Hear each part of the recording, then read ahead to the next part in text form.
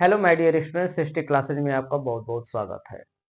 हम लोग पढ़ रहे हैं अम्ल क्षार एवं लवण। क्लास 10th का ये बैच चल रहा है। तो इसमें आज हम लोग दूसरा टॉपिक पढ़ेंगे, भौतिक गुण एवं रासायनिक गुण। आपने पीछे पढ़ चुके हैं कि अम्ल किसे कहते हैं, ठीक है। अम्ल की क्रियाएं आपने देख लिया था पीछे। तो अब अम्लों के प्रकार भी आपने पढ़ लिया था। तो आज हम लोग पढ़ने वाले हैं अम्लों के भौतिक गुण और अम्लों के रासायनिक गुण, और इसी के आधार पर और भी अभिक्रियाएं आपको देखनी पड़ेगी, ठीक है। तो इसमें अब हम लोग स्टार्ट करेंगे अम्लों के भौतिक गुण कि अम्ल के भौतिक गुण क्या होते हैं, अम्ल के भौतिक गुण कैसे होते हैं, ठीक है। तो अम्लों का स्वाद जो है खट्टा होता है, पहले भी पढ़ चुके हैं। अम्लों का स्वाद कैसा होता है? खट्टा होता है। तो यहाँ पर ध्यान देना है। देखिए पहला टॉप यहाँ पर स्टेप कर रहा है कि अम्लों का स्वाद खट्टा होता है, ठीक है। अम्लों का स्वाद, अम्लों का स्वाद कैसा होता है? खट्टा होता है,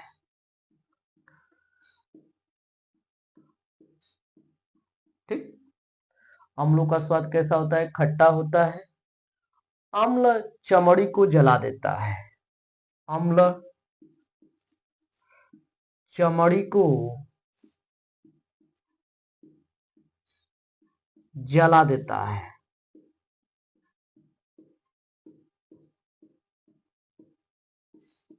ठीक।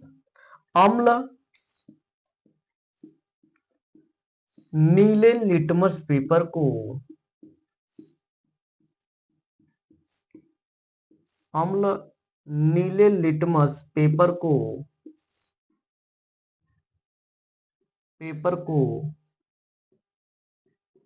लाल रंग में बदल देता है, बदल देता है, ठीक। फिर इसके बाद जो है अम्ल पानी में घुलनशील होता है।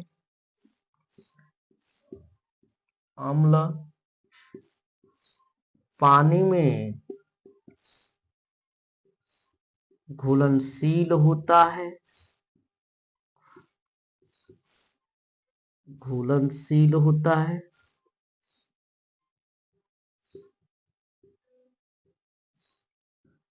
शील होता है, ठीक हो गया।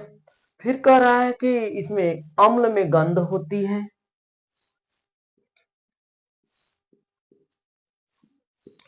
अम्ल में गंध होती है।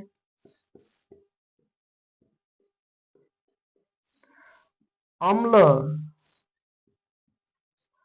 विद्युत के सुचालक होते हैं।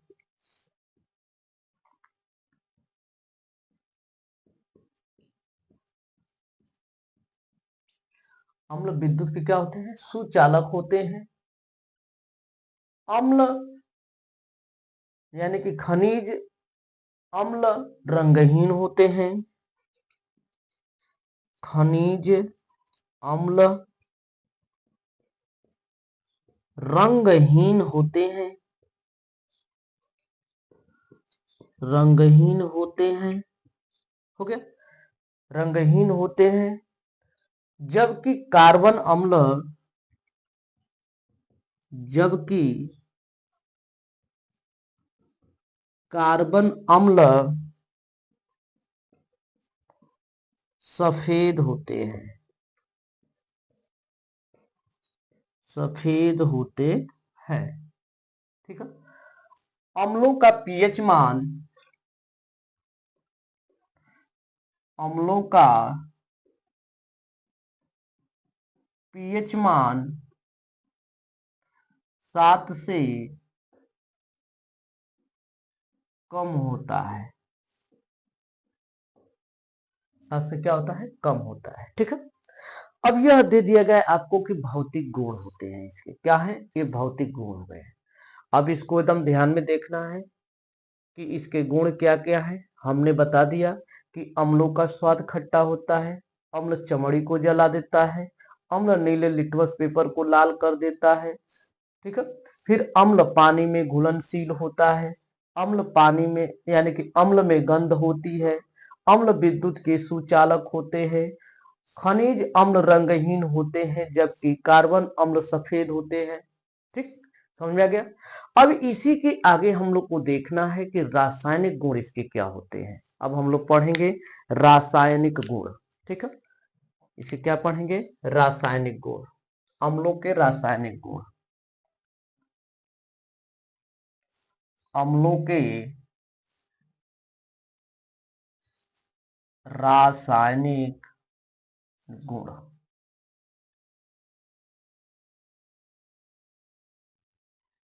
ठीक है, ये हम लोग का हो गया। ठीक है, तो अम्लों के रासायनिक गुण में बताया जा रहा है कि इसमें पहली हेडिंग होती है कि धातु, अम्लों की धातु से अभिक्रिया। पहली हेडिंग, अम्लों की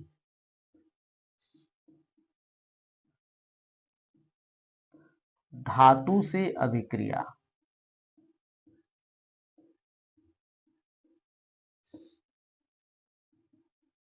अभिक्रिया, ठीक है, अम्लों की धातु से अभिक्रिया, ये चीज ध्यान देना है कि इसमें अम्लों के साथ कैसी अभिक्रिया होती है। जैसे कह दिया गया कि इसमें कहा जा रहा है कि धातु से अभिक्रिया, अम्लों की धातु से अभिक्रिया करने पर, अम्लों की धातु से अभिक्रिया करने पर, धातु से अभिक्रिया करने पर, अभिक्रिया करने पर लवण तथा हाइड्रोजन गैस बनाती हैं। ठीक है, हाइड्रोजन गैस बनाती है। जैसे आपको दे दिया गया है कि मान लीजिए सपोज दैट आपको दिया गया है कि हाइड्रोजन यानी कि यहाँ पर धातु सोडियम, मैग्नीशियम, ठीक है, कैल्शियम, पोटेशियम, गोल्ड, ये सब धातु दिया गया है। तो इसके रूप में हम लोग को देखना है कि मान लीजिए कि मैं Ca कैल्शियम के साथ में HCl की अभिक्रिया करते हैं तो क्या प्राप्त होगा। ठीक है, तो यहाँ पर ध्यान देना है, कैल्शियम की संयोजकता कितनी होती है? +2 होती है। क्लोरीन की संयोजकता कितनी होती है? -1 होती है। तो इसका फार्मूला कैसे बनाएंगे? तो आप लोग को इसका फार्मूला का ध्यान देना है कि जैसे सूत्र क्लास 10th में पढ़े होंगे कि रासायनिक सूत्र का बनाना। क्या पढ़े हैं? रासायनिक सूत्र का बनाना।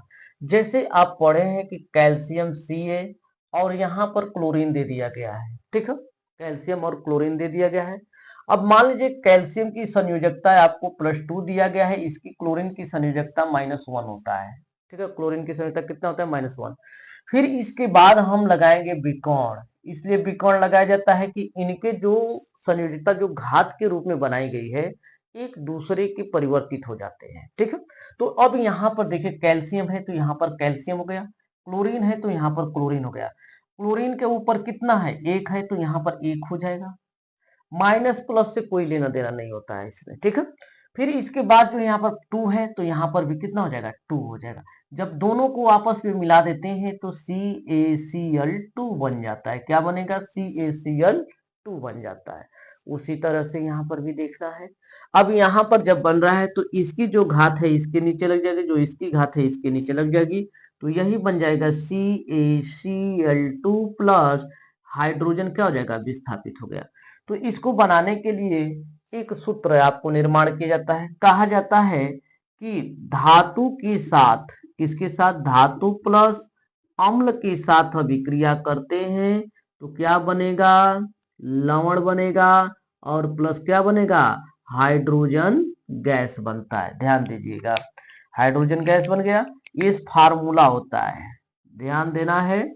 कि जब धातु के साथ हम अम्ल की अभिक्रिया करते हैं तो क्या बनता है, लवण और हाइड्रोजन गैस। ये धातु हो गया, ये अम्ल हो गया, ये लवण हो गया, यह गैस बन गया। ठीक है, यह बन गया आपका कैल्शियम क्लोराइड। यह क्या हो गया, कैल्शियम हो गया। इसी के साथ में एक और हम लोग देखेंगे, जैसे आप लोग को दे दिया गया है कि सोडियम के साथ में HCl की अभिक्रिया करते हैं। किसकी, HCl की। यह सोडियम हो गया, यह हाइड्रोक्लोरिक अम्ल हो गया। जब इसकी अभिक्रिया करते हैं तो इसका +1 होता है, इसका -1 होता है। तो अब इन दोनों की घातें समान हो जाएंगी, तो सेम इसी तरह से रख दिया जाएगा। NaCl एक लवण प्राप्त हो गया और यहां से हाइड्रोजन गैस क्या हो गई, विस्थापित हो गई। तो अब यहाँ पर ध्यान दीजिएगा, तो अब ये बन गया है, तो सोडियम क्लोराइड बन गया, हाइड्रोजन गया। अब इसको बैलेंस करना है। एच हाइड्रोजन कितना है, 2 है, यहाँ पर 1 है, तो यहाँ पर 2 कर दें। क्लोरीन कितना हो गया, 2 हो गया, तो यहाँ पर भी 2 कर देंगे, तो क्लोरीन भी 2, सोडियम भी 2, तो यहाँ पर सोडियम भी हो गया। इसी तरह से इसको भी हम लोग को बैलेंस करना है। हाइड्रोजन कितना है, 2 है, तो यहाँ पर कितना है, 1 है, तो यहाँ पर 2 हो गया। और क्लोरीन भी कितना हो गया, 2 हो गया, क्लोरीन भी 2 हो गया, कैल्शियम 1 है तो 1 हो जाएगा। ठीक, समझ में आ गया। इसी तरह से एक और देख लीजिए, यदि पोटेशियम के साथ में HCl की अभिक्रिया करते हैं तो क्या बनेगा। पोटेशियम का भी +1 होता है और क्लोरीन का भी -1 होता है। दोनों की क्रिया समान है, संयोजकता, तो यही हो जाएगा KCl प्लस आपका क्या बन जाएगा, H2 बन जाएगा। तो अब यहाँ पर दे दिया गया है तो इसको बैलेंस कर देंगे। यहाँ पर 2 हाइड्रोजन, यहाँ पर 2 हो जाएगा, यहाँ पर भी 2 कर देंगे तो 2 क्लोरीन भी हो जाएगा, यहाँ पर भी 2 क्लोरीन हो गया था, पोटेशियम 2 हो गया, तो यहाँ पर भी 2 कर देंगे तो पोटेशियम कितना हो जाएगा, 2 हो जाएगा। ठीक, समझ में आ गया। फिर इसी तरह से हम आगे बढ़ते हैं। देखिए आगे की प्रक्रिया में कह रहा है कि जैसे अब मान लीजिए कि मैं तो यहाँ पर HCl की अभिक्रिया करा दिया हूँ, और भी तो अम्ल है, सल्फ्यूरिक अम्ल है, एसिटिक अम्ल है, बहुत सारे अम्ल हैं, लेकिन इसमें से ध्यान देना है कि किस प्रकार से वियोजित होते हैं। ठीक है, तो तो यहाँ पर जैसे मैं लिख दिया कि मान लीजिए कि मैं सोडियम के साथ, यहाँ पर मैं लिख रहा हूं, यदि सोडियम के साथ H2SO4 सल्फ्यूरिक अम्ल की जब अभिक्रिया करते हैं तो क्या प्राप्त होता है। ठीक है तो यहाँ पर अब दिया गया है, तो अब देखिए सोडियम का संयोजकता +1 होता है और सल्फेट का जो है आपकी संयोजकता -2 होता है। तो इसका भी बनाएंगे तो यह N2SO4 हो जाएगा। क्या बनेगा, Na2SO4 बन जाएगा, प्लस H2 इसमें से क्या होगा, विस्थापित हो जाएगा। यह गैस के रूप में है, उड़ा दीजिएगा। चिन्ह ऊपर की तरफ लगेगा तो क्या हो जाएगा, वो उड़ता है। क्या होता है, उड़ता है। तो हाइड्रोजन गैस है, हाइड्रोजन गैस को एक आवारा गैस नाम से जानते हैं, हाइड्रोजन को आवारा तत्व के भी नाम से जानते हैं, ये आवारा गैस ही होता है, ध्यान दीजिएगा। ठीक है, तो यहाँ पर भी आपका देखिए, यहाँ पर N2 2 है, यहाँ पर N क्या है, यहाँ पर 1 है, यानी कि 2 लगा देते, दो दो भी हो जाएगा सोडियम। सल्फर कितना है, 1 है, हाइड्रोजन 2 है तो हाइड्रोजन 2 हो गया। ये सब क्या हो गए, बैलेंस हो गए। ठीक है, तो इसी तरह से आपको ये अभिक्रियाएं पढ़नी होती है। कहा गया है कि इसके साथ में अम्लों के, यानी कि अम्लों की धातु के साथ अभिक्रिया करने पर। इसी में आपका दूसरी हेडिंग लगता है, पढ़ते हैं कि धातु कार्बोनेट के साथ अभिक्रिया, धातु कार्बोनेट के साथ अम्लों की अभिक्रिया, धातु कार्बोनेट के साथ अम्लों की अभिक्रिया, अम्लों की अभिक्रिया, अभिक्रिया। ठीक है, ध्यान दीजिए, यह दिया गया है धातु के साथ अम्लों की अभिक्रिया।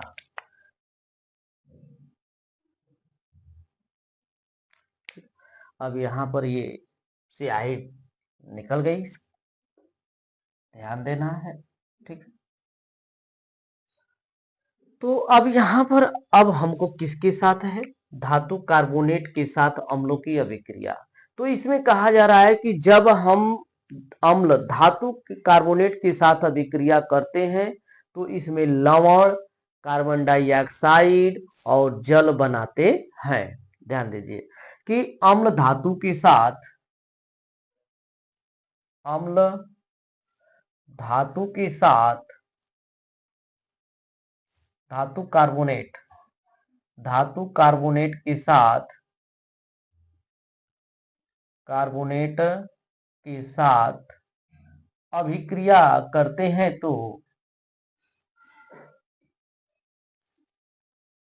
अभिक्रिया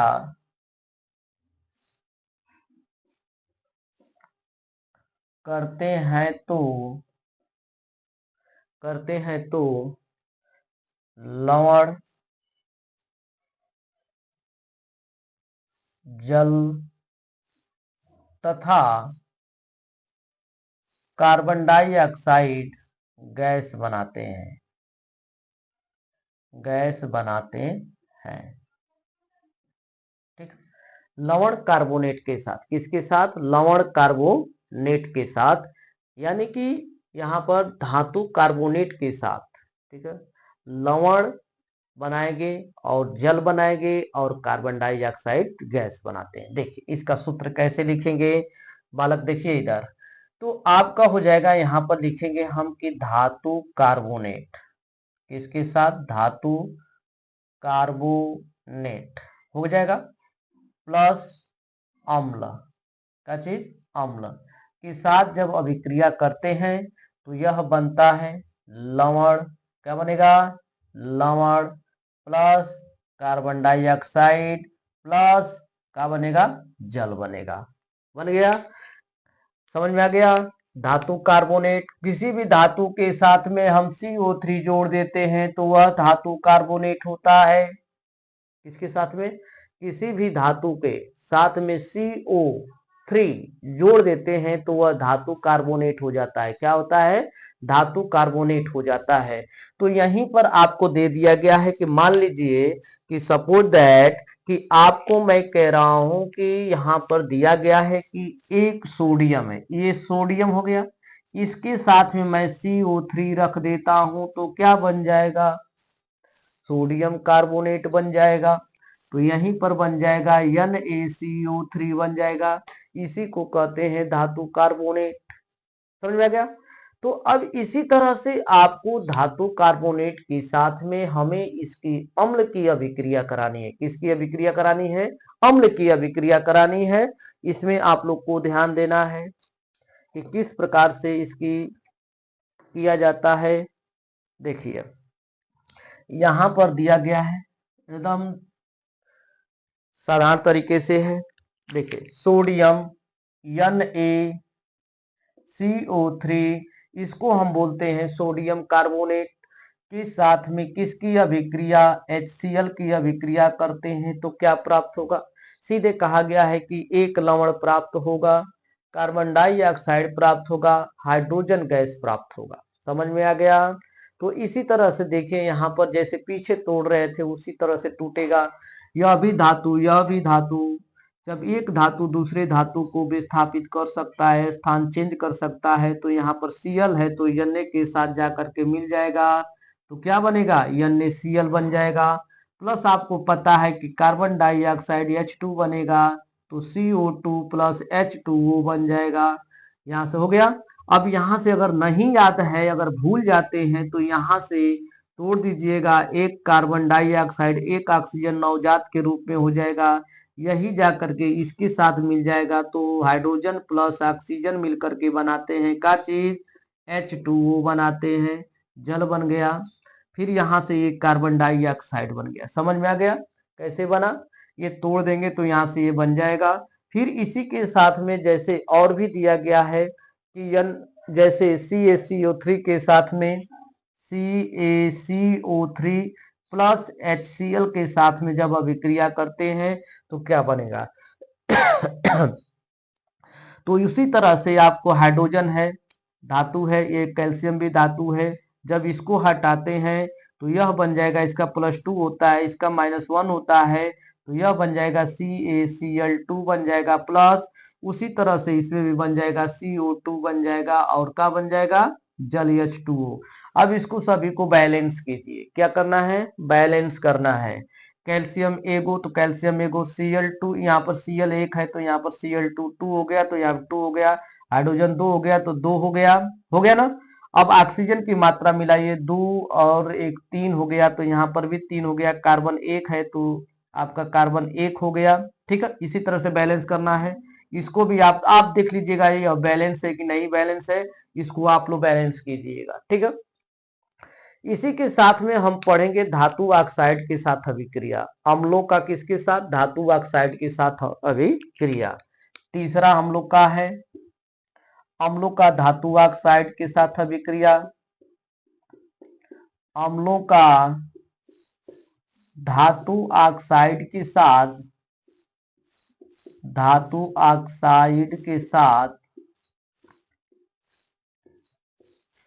अभिक्रिया।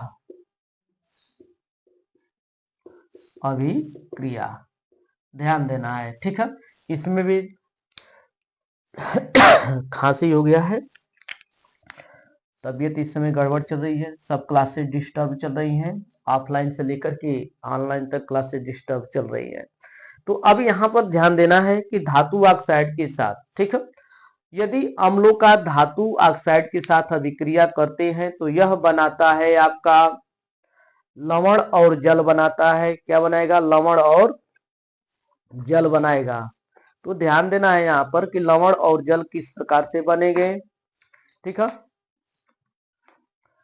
धातु ऑक्साइड के साथ अभिक्रिया करने पर।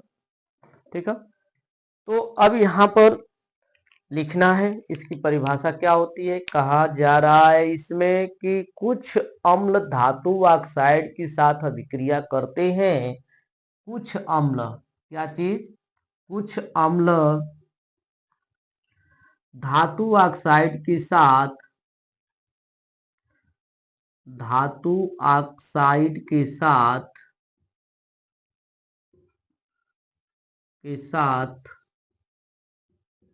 कुछ, ठीक है, कुछ अम्ल कुछ धातु के साथ, ऐसे लिखिएगा गड़बड़ हो जाएगा।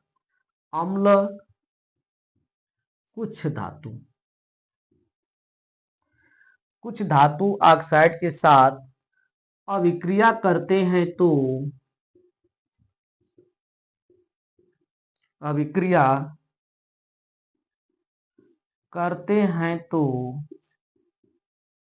ठीक है, लवण तथा जल बनाते हैं। ठीक है, क्या बनाएंगे? लवण और जल बनाएंगे। अब यहाँ पर धातु ऑक्साइड, यहाँ पर मैं लिखूंगा फार्मूला के रूप में लिखा जाएगा कि धातु ऑक्साइड, क्या लिखेंगे? धातु ऑक्साइड प्लस अम्ल के साथ जब अभिक्रिया करेंगे तो क्या बनाएंगे? लवण बनाएंगे प्लस क्या बनाएंगे? H2O बनाएंगे। लवण बनाएंगे और क्या बनाएंगे? H2O बनाएंगे। ध्यान दीजिएगा। ठीक है, आप लोग एकदम बढ़िया से पढ़ाई कीजिए, नोट्स बनाते रहिए, एकदम एक एक टॉपिक पढ़ाएंगे। ठीक है, और इसका प्ले लिस्ट में डाल देंगे, वीडियो सभी प्ले लिस्ट में पढ़ती जा रही है। प्ले लिस्ट से आप लोग वीडियो को बारी बारी से एकदम देख करके अपना नोट्स बनाते रहिए। ठीक है, तो अब यहाँ पर ये हो गया आपका धातु ऑक्साइड प्लस अम्ल हो गया, इसके साथ में लवण और जल की अभिक्रिया कर देते हैं। ठीक है, तो इसका प्रैक्टिकल भी आप लोग बना सकते हैं। तो अब यहाँ पर धातु ऑक्साइड हो गया, जैसे धातु के साथ सोडियम, कैल्शियम, मैग्नीशियम, ये सब एल्युमिनियम, ये सब क्या है? धातु है। उसके साथ ऑक्साइड यानी कि ऑक्सीजन की अभिक्रिया कराते हैं, O2 जोड़ देंगे, O जोड़ देंगे तो वही क्या बनता है? धातु ऑक्साइड बन जाता है। क्या बनता है? धातु ऑक्साइड बन जाता है। जैसे में देखिए, जैसे में आपको दे दिया गया है कि धातु ऑक्साइड के रूप में, जैसे में आपको मैं एक समझा दे रहा हूं कि कॉपर ऑक्साइड है, नहीं मैग्नीशियम ऑक्साइड है, के साथ में हम HCl की अभिक्रिया करते हैं तो क्या बनेगा? इसके साथ में बनेगा तो इसका +2 होता है, इसका -1 हो जाएगा, तो यह बन जाएगा MgCl2 बन जाएगा प्लस H2O बन जाएगा। क्या बन जाएगा? H2O बन जाएगा। बन गया। तो इसी तरह से यह आपका मैग्नीशियम क्लोराइड हो गया और यह है आपका जल हो गया। तो यह आपको दे दिया गया है, आपके रासायनिक गुण व भौतिक गुण दे दिया गया है। ठीक है, एकदम ध्यान से आप लोग को पढ़ना है, देखना है, समझना है और नोट्स को बनाते जाइए। नोट्स को क्या करेंगे? बनाते जाइए और हमारे चैनल को लाइक शेयर सब्सक्राइब करते जाइए। जितना से जितना अधिक शेयर कीजिए, जितना से अधिक सब्सक्राइब कीजिए, ठीक है। तो आप लोग को अच्छी से अच्छी मैं क्लास प्रोवाइड कराऊंगा, और 9th की, 10th की, 11th की, 12th की, सबकी आपको क्लासेस प्रोवाइड की जाएंगी, ठीक है। बहुत बहुत धन्यवाद। Thank you.